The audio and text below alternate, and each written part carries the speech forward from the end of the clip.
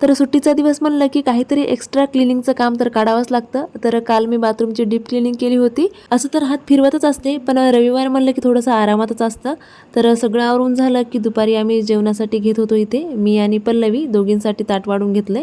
तर मी स्वयंपाकामध्ये बनवले होते छोले, चपाती आणि भात.